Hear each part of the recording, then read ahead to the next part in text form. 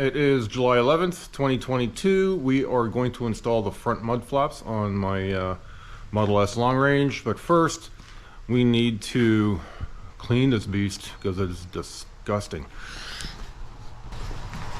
So, you can see all that crap. The license plate is disgusting. Really dirty. So, this is a lot of road rash. I don't know if you can see it. There we go. A lot of road rash. So we need to clean all that up before we put the mud flaps on. There's some lubricant that will protect the paint. Also on this side here.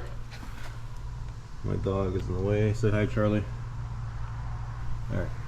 So we got to clean all that up and see what is road rash and what is not. And yeah. So car wash first. Puppy's gonna supervise. And then mud flaps. Be right back.